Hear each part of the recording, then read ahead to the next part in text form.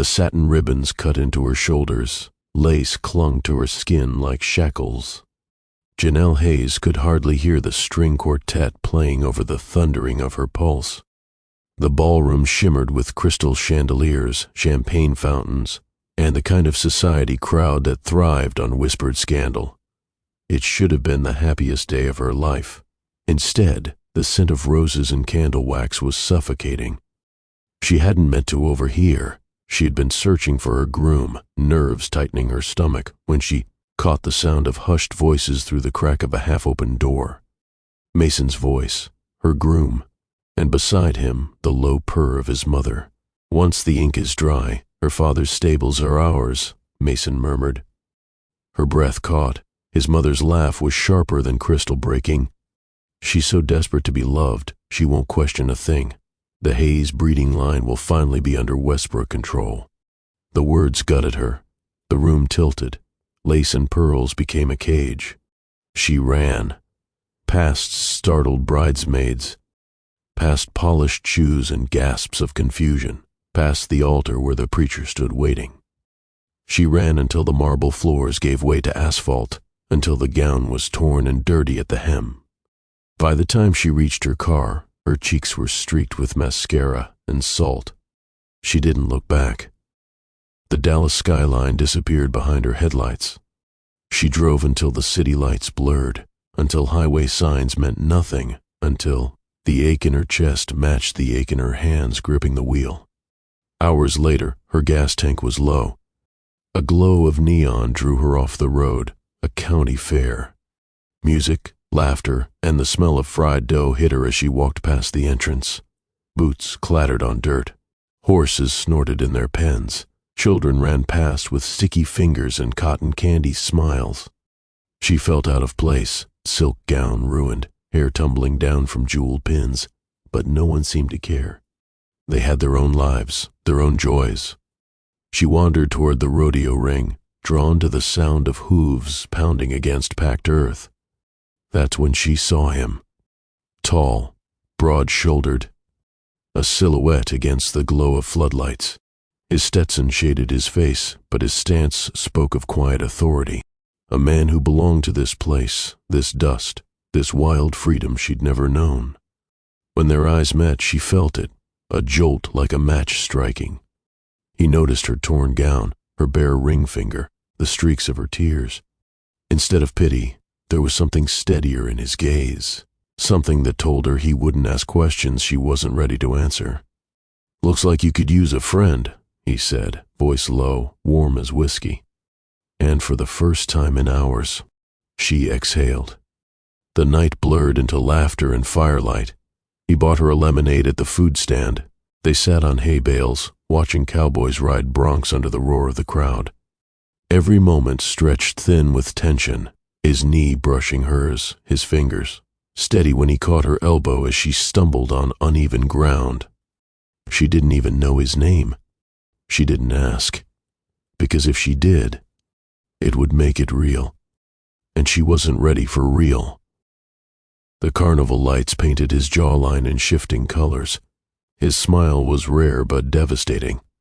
His touch was careful, like he knew she was breakable but didn't see her as weak. By the time the crowd thinned and the night cooled, they ended up in the shadow of the sables. "Tell me to stop," he whispered, close enough that her breath tangled with his. She didn't. His kiss was fire and mercy all at once. What began desperate became tender. What began reckless became reverent. When he pressed her against the rough wood of the stable wall, she clung to him like he was the first solid thing she'd felt in years. There were no names, no promises, just a night that burned with the intensity of 1,000 unspoken truths. By dawn, she was gone. The sun rose on an empty rodeo ground, her tire tracks leading away like a secret she couldn't afford to keep. The bus wheezed as it pulled away, leaving behind a swirl of dust. That clung to Janelle's dress and the single suitcase she carried. Willow Creek, a town so small it barely marked the map, yet it felt like the edge of a new world tour. The morning sun was bright, spilling across the wide Texas horizon. The air smelled of hay, horses, and the faint sweetness of mesquite blossoms. Unlike Dallas, there were no towering buildings, no endless stream of traffic, no constant chatter of society tongues ready to slice her to pieces. Here the silence was honest. Here she might finally breathe. Her hand brushed instinctively over the gentle curve of her stomach. Not much to see yet, but she felt it, a quiet thrum of life within her. Proof that one night, under rodeo lights, 4 months ago, had changed her forever. She adjusted her satchel, heart hammering as she stepped toward the small veterinary clinic that sat off the main street. White paint, a porch swing, and the faint creak of a windmill nearby, a place that smelled of liniment and hay and hard work. Inside, the air carried the familiar tang of antiseptic and horse shampoo. A kind-eyed veterinarian in his 60s, Dr. Callahan, greeted her warmly. "Janelle Hayes?" he asked, adjusting his glasses. "Yes, sir. Glad you're here. We run lean around here. Lot of ground to cover, lot of critters to see. You up for long days?" She smiled faintly, though her nerves twisted tight. "I wouldn't have come if I wasn't." Dr. Callahan nodded, seeming satisfied. "Good. Folks in Willow Creek keep to themselves, but once you prove yourself, they'll be yours for life." Prove herself. The words clung. She had been proving herself her whole life, to a father gone too soon, to a groom who saw her as nothing more than a business acquisition, to a society that measured her worth in dowries and dinner parties. Maybe here she could prove something else, her own strength. She didn't know yet, but Willow Creek held shadows of its own. Before we step into the storm that's about to sweep through their lives, please take a moment to like this video as the plot thickens. Subscribe for more stories that will pull at your heart, and share your thought with us in the comments. What would you do if you found the new life you tried to make for yourself completely unraveled by a revelation you never saw coming? Let's dive back in. The next morning, Dr. Callahan drove her out toward one of the larger accounts the clinic managed, the famed Westbrook Ranch. The iron gates stood tall, embossed with a sprawling W, flanked by ancient oaks. Beyond them stretched acres of rolling pastures, dotted with sleek thoroughbreds and expensive fencing. The Westbrooks weren't just ranchers, they were an institution. Money, power, reputation, the kind of family that sat on charity boards and controlled half the land in 3 counties. Janelle tried to steady her breathing. She told herself it was just another client, another set of horses to tend.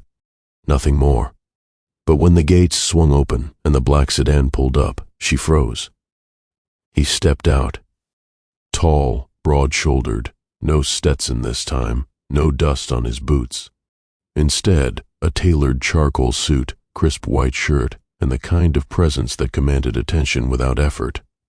His face, the one etched into her memory, the one she had traced in shadows with trembling fingers, stared back at her. Luke. Her chest hollowed. The earth seemed to tilt beneath her boots. He blinked once, sharply, as if he didn't trust his own eyes. His jaw tightened, but he said nothing. The warmth she remembered in his smile was gone, replaced with a cold restraint that cut sharper than any blade. And then, as though fate enjoyed cruelty, another figure appeared from the main house. Mason, her groom, the man she had left at the altar. Janelle? Mason's voice cracked with incredulous rage. His eyes narrowed, disbelief melting into something far more dangerous. "You've got to be kidding me." She couldn't move, couldn't breathe. 2 brothers, one past mistake. One secret growing inside her belly. The world, which had felt so wide and promising that morning, suddenly caged her again. The news spread through Willow Creek faster than prairie fire. By sundown, everyone from the diner waitress to the feed store clerk knew that Janelle Hayes, the runaway bride from Dallas society pages, had shown up in town, right on the doorstep of the Westbrooks. In the clinic, 2 clients canceled appointments within the week. At the grocery store, whispers followed her down the aisles. A pair of women muttered near the produce, glancing her way with poorly hidden smirks. She's bold, I'll give her that, or desperate. Imagine running here of all places. Every look reminded her she was the outsider. The scandal. At the ranch, it was worse. Mason wore his fury like a badge. Every time she crossed paths with him, his sneer sharpened. He dropped cruel hints about her motives to the ranch hands, suggesting she was chasing Westbrook money, that she was back to ruin their family name, and the men, loyal to their paycheck and their bosses, believed him. Luke stayed silent, cold. He didn't join the whispers, but neither did he stop them. He kept his distance, eyes unreadable whenever they crossed paths. Yet when she caught his gaze by accident, just for a fleeting moment, she saw the truth, recognition, desire, fear. A storm was building between them, one she wasn't sure either of them could survive. And through it all, the quiet weight of her secret pressed down harder every day. The child growing inside her was his. The days at Westbrook Ranch stretched long, filled with dust and sweat, but Janelle felt every second of them press against her nerves. Luke Westbrook was everywhere, not in the loud, domineering way of his younger brother, but in the steady, immovable way of a man who belonged to the land. He carried himself with quiet authority, the kind people didn't challenge, except her. When she bent to check a gelding's hoof, she could feel his gaze trace her movements, precise and unrelenting. When their hands brushed while she handed him a syringe, heat raced up her arm like lightning. She hated him for the silence, hated that he kept his distance in front of others, but lingered too long in the shadows when they were alone. "Why are you here, Janelle?" His voice came one evening, low and sharp as a blade. She looked up from the mare she was treating, heart thudding. "I came here for a job." His eyes, pale as storm-washed skies, didn't blink. "You expect me to believe that?" She swallowed, forcing steadiness into her voice. "Believe what you want, Luke. I didn't know this was your ranch. I didn't even know your name." The truth hung between them. His jaw tightened, as though he wanted to believe her but couldn't, as though his blood ties to Mason weighed heavier than the memory of her lips against his. For a moment, silence filled the barn. Dust motes spun in the fading light. Then he stepped closer, close enough she could see the faint scar on his chin, close enough to feel the heat radiating from him. "Stay away from me," he whispered, though his eyes betrayed him. Janelle exhaled only when he was gone. The barn smelled of hay and leather and storm, but beneath it all lingered something else. Want. If Luke was silence, Mason was noise. He paraded through town with his bitterness on full display. At the diner, he leaned across booths, spinning tales of betrayal. At church, he lingered after service, whispering that Janelle was a vulture, chasing money, dragging the Westbrook name into scandal. "She left me at the altar, and now she comes crawling here?" "It's pathetic," Mason sneered to anyone who would listen. And people listened. By the end of the week, Janelle could feel it everywhere. Conversations stopped when she entered the post office. Neighbors turned their backs at the market. A woman at the feed store asked bluntly, "Aren't you the girl who ran out on Mason Westbrook?" Shame burned hot in her chest, but she refused to bow her head. She had made mistakes, but she would not let Mason write her story for her. Still, the attacks wore her down, and in the quiet of her small rented cottage, when she pressed her hand to the swell of her belly, fear crept in. What if Mason convinced Luke that the baby was his? What if no one believed her when the truth came out? Mason's revenge was only beginning. It happened late one night, when thunder rolled heavy across the plains. Luke appeared at her door, rain dripping from the brim of his hat, his eyes dark with fury. "You should have told me," he growled. Her heart slammed against her ribs. "Told you what?" He stepped inside without waiting. His presence filled the small space, his wet shirt clinging to muscles she had once traced in the dark. He looked raw, dangerous, and utterly undone. "The baby," his voice cracked on the word. "Mason says it's his. Is it true?" How did they find out, she wondered. Then it hit her. It might have been that nosy nurse during her private checkup. This town was too small. Tears stung her eyes, but she lifted her chin. "No, it's not Mason's." Luke's breath hitched. He searched her face, desperate for lies he couldn't find. Then, his throat worked. "Then it's mine." The silence between them was louder than the storm outside. She could only nod, her hand moving protectively to her belly. His hands curled into fists at his sides, torn between rage and something softer he wouldn't name. "You should have told me. Were you ever going to tell me?" he said again. But the words carried less venom now, more ache. "I didn't even know who you were," she whispered. "All I had was one night that changed everything." His chest rose and fell, uneven. His eyes softened despite himself, and in that moment, Janelle saw the truth. He was already tethered to her, just as she was to him. The storm raged harder the next evening, wind tearing through the oaks, rain slashing against windows. Janelle had stayed late at the clinic, tending to a sick foal. Luke appeared in the doorway, soaked to the bone, every line of his body taut with restraint. "Doc asked me to help you back," he muttered, voice roughened by the storm. They rode back in his truck, the cab tense with unsaid words. When the wind forced them to stop under the cover of a barn halfway down the road, the silence finally broke. "You think I wanted this?" he asked, voice sharp. "To feel like I'm betraying my family every time I look at you?" She turned on him, fire sparking in her chest. "And you think I wanted any of this? Do you have any idea what it's like to have everyone whisper behind your back, to be treated like dirt because I refuse to be someone's pawn?" Their breaths collided in the dark, ragged, furious. And then he kissed her. It wasn't gentle. It was thunder and lightning, hunger and fury. His hands framed her face, hers fisted in his soaked shirt. The barn smelled of rain and earth, their bodies pressed close, lips devouring months of restraint they hadn't let themselves feel. When he pulled back, his forehead rested against hers, breath uneven. "This can't happen," he whispered, but his lips brushed hers again, betraying the words. Janelle closed her eyes. She knew the storm outside would pass, but the one inside them had only just begun. Whispers no longer hid in corners. They walked beside Janelle like shadows. At the diner, Forks paused midair when she walked through the door. At church, she felt stares on her back like pricks of needles.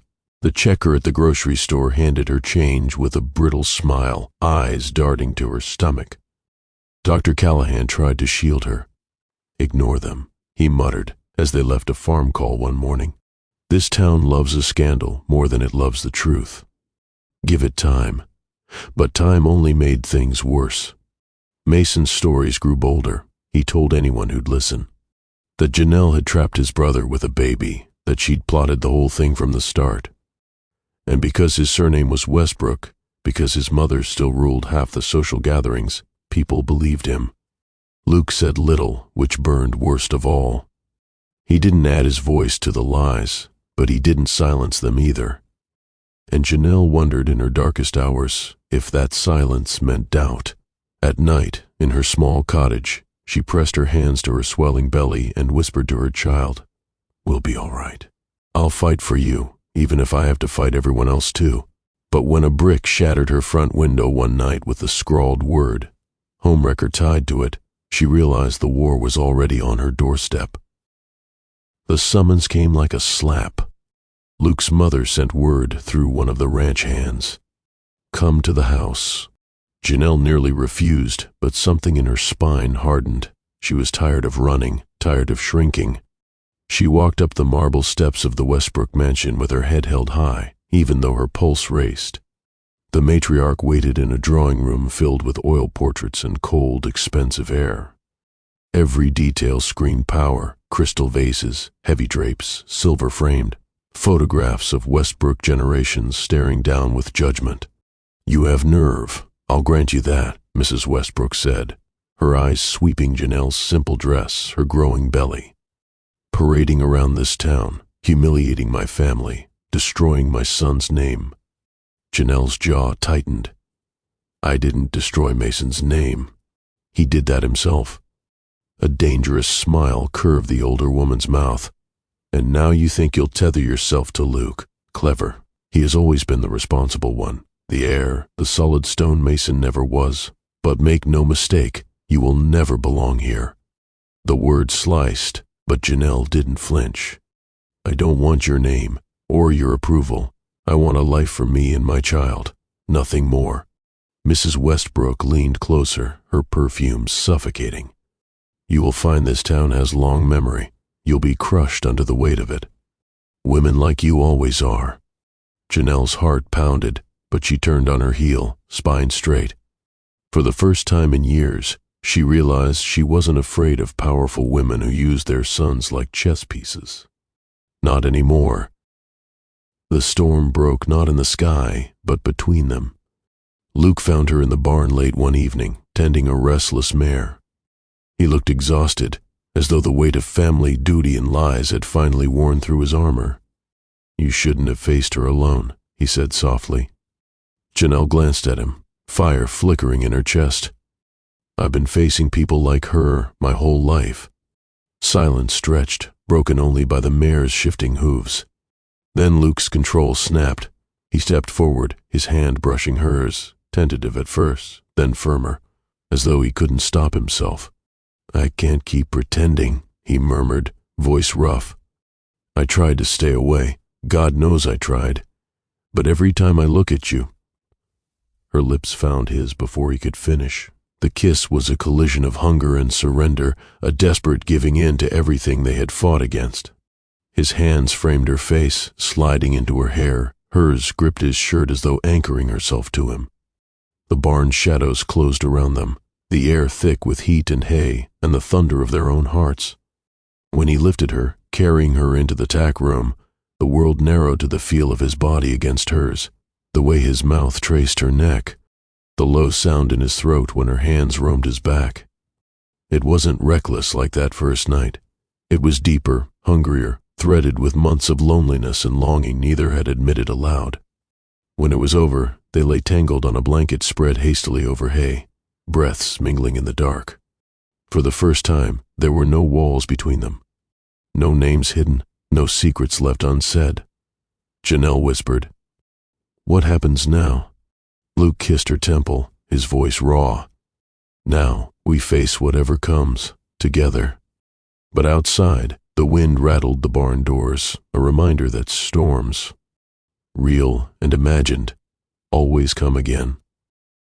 It should have been an ordinary Saturday gathering, the kind of town event where ranchers, families, and old friends traded gossip over barbecue and sweet tea. Instead, it became the stage for Mason's revenge. The community hall buzzed with chatter as Janelle stood near Dr. Callahan, politely smiling though her chest felt tight. She had avoided looking toward the Westbrooks all evening, but the air seemed charged, expectant, like a storm waiting to split. And then Mason rose to his feet. He clinked his glass, drawing all eyes.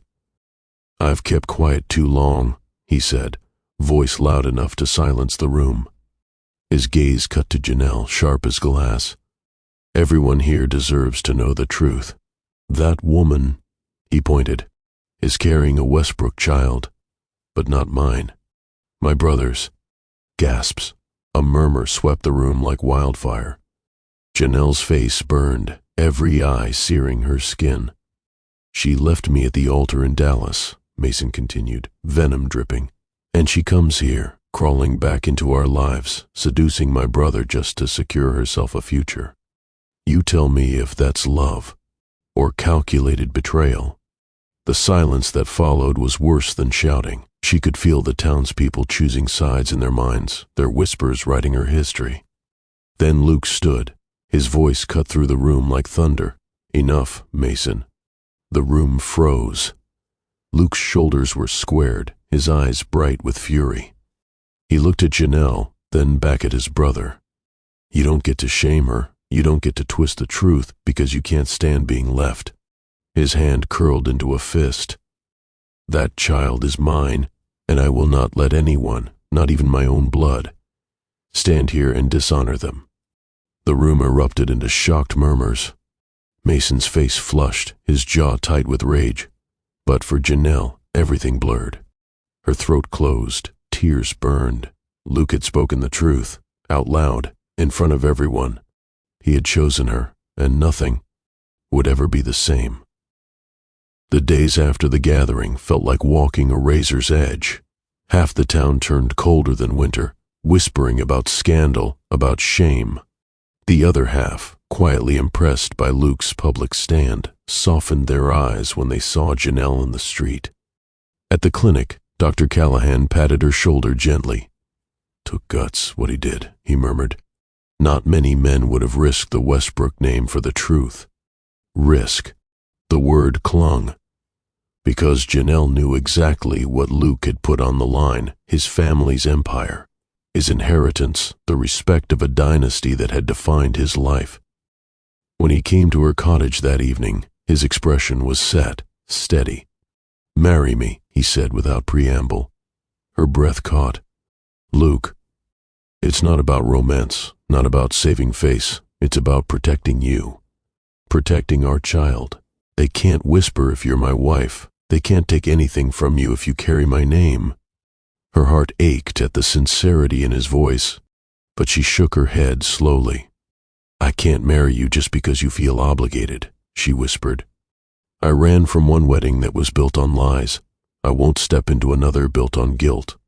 He stepped closer, his hand brushing her cheek. His touch was warm, steady. "This isn't guilt, Janelle. It's something I don't even have words for. But if you won't marry me now, then let me prove it. Let me prove I'll choose you, even if it costs me everything."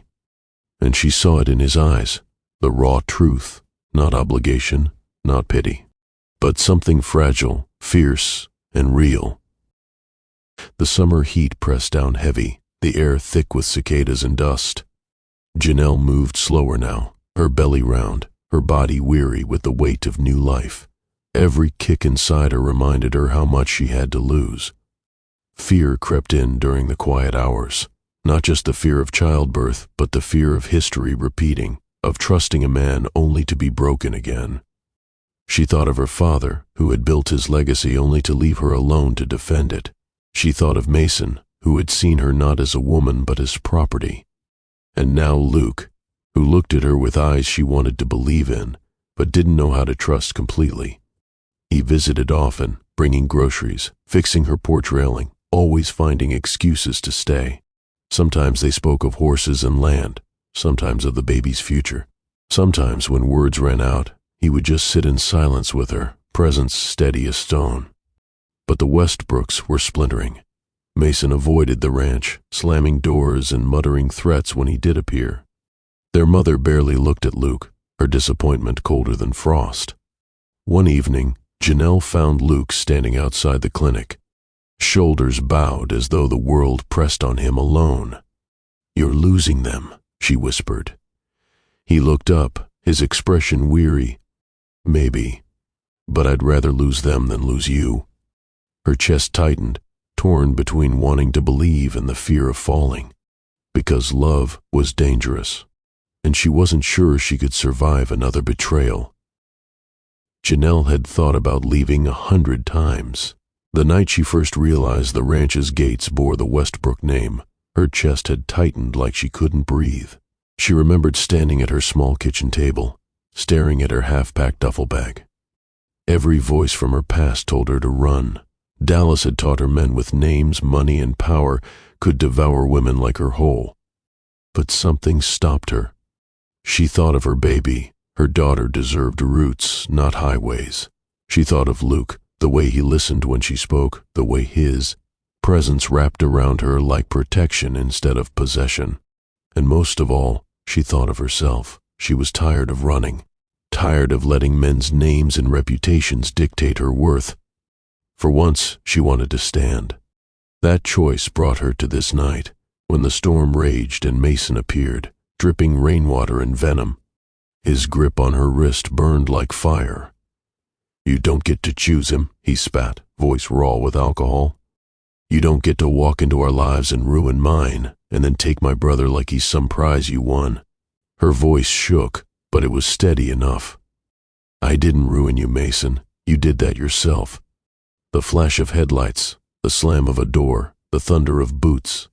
Luke's voice came, sharp as a blade. Get your hands off her. The fight was almost primal, not fists, but force, anger radiating like lightning. Mason's drunken bitterness against Luke's quiet, controlled fury. Mason's laugh cracked like glass. You'll regret this, Luke. You'll lose everything. All for her. But Luke didn't flinch. His arm curled around Janelle as if shielding her from a storm only he could hold back. And in that moment Janelle knew she had been right to stay. Janelle had thought about leaving 100 times. The night she first realized the ranch's gates bore the Westbrook name, her chest had tightened like she couldn't breathe. She remembered standing at her small kitchen table, staring at her half-packed duffel bag.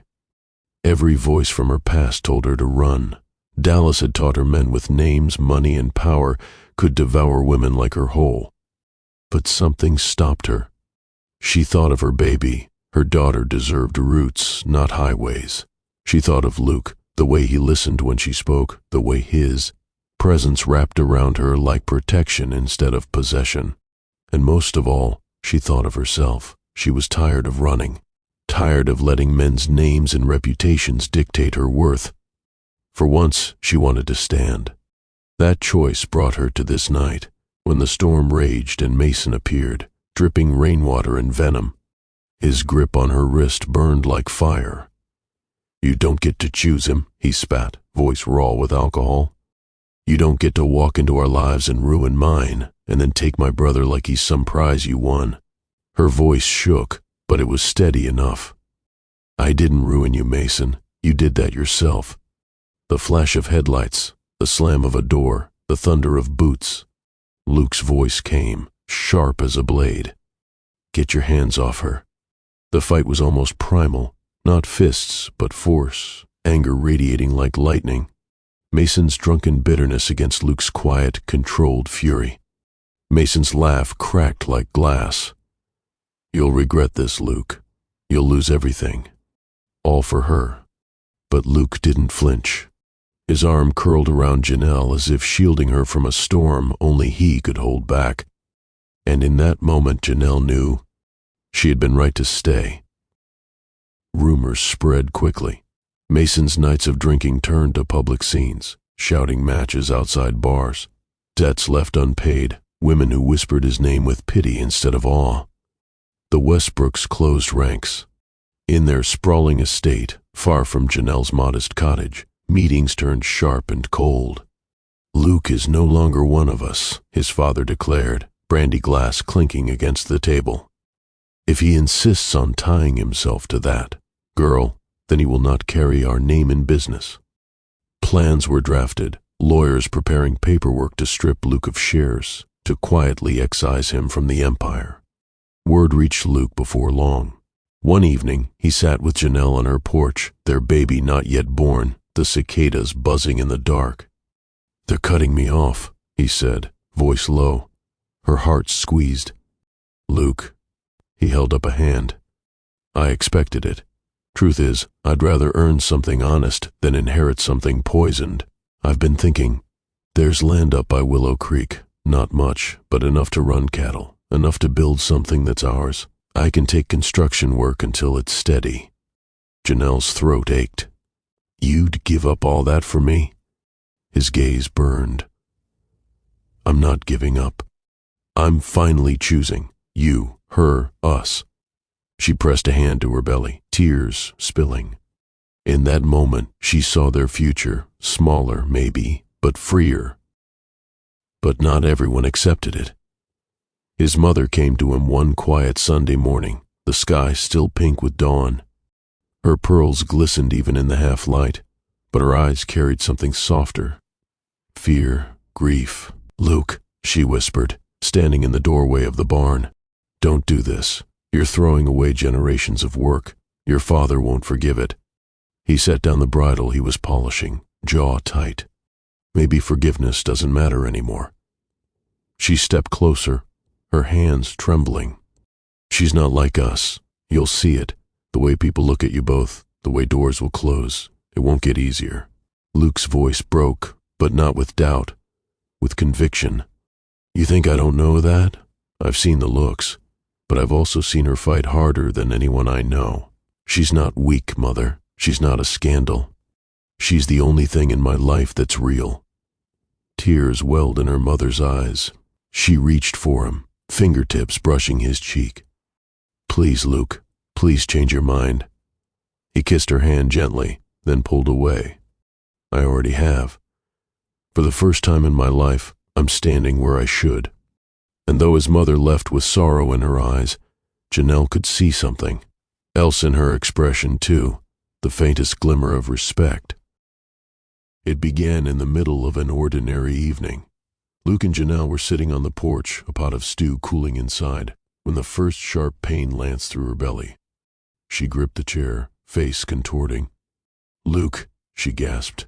His chair scraped back in an instant. Within minutes he had the truck running. One hand on the wheel, the other gripping hers as they raced down the dark highway toward the clinic. Hours blurred. Sweat slicked her brow, her cries echoing through the small room. She thought she'd break apart, thought she'd shatter beneath the pain. But Luke never let go. His voice was the tether. Breathe, sweetheart. You've got this. You're stronger than this storm, stronger than all of them. At one point she screamed at him, begged for it to stop, but he just held her tighter, tears slipping down his own face. And then, after endless hours, the world shifted. A cry split the silence, high and piercing. The nurse laid a tiny, perfect baby girl on her chest. Janelle sobbed, hands shaking as she touched her daughter's soft skin. Luke bent low, his forehead against Janelle's temple, his voice breaking. She's beautiful. You did it. You did it. In that room, lit by harsh fluorescent lights but softened by love, the three of them became a family. The town had watched them. They had watched Janelle endure stares, whispers, slammed doors. They had watched Luke stand beside her every single time, never flinching. And when word spread about the delivery, something shifted. Neighbors began dropping off casseroles, hand-me-down baby clothes, firewood stacked by the porch. The very people who once judged now quietly offered respect. So when Luke walked away from the Westbrook fortune, he wasn't left alone. The town had seen him, seen her, and together they became something more powerful than the family empire could ever offer. That's when he asked her, kneeling in the golden light of late afternoon, their daughter gurgling in her lap. Janelle Hayes, will you marry me? Her yes was soft but sure, carried on the breeze. 1 year later, the ranch by Willow Creek was alive. Smaller than the Westbrook estate, yes, but honest. Horses grazed in the fields, and laughter filled the little house Luke built with his own hands. Mason was gone, shipped off to rehab in another state after one too many near-death nights. No one knew if he'd return. His name was now spoken with pity, not fear.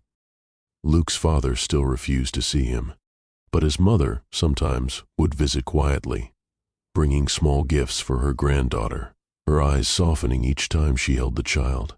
And the town? They no longer whispered. They waved. They smiled. They saw in Janelle not scandal, but strength.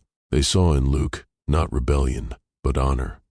That evening, as fireflies glowed and cicadas sang, Janelle leaned against Luke on their porch. Their daughter toddled in the grass, curls shining in the dusk. Do you ever regret it? She asked. He kissed her hair. Only that I didn't choose this sooner. She smiled through tears, thinking of lace and storms, of family names that once crushed her, of love that had lifted her instead. From the ashes of ruin, they had built gold, and their story had only just begun.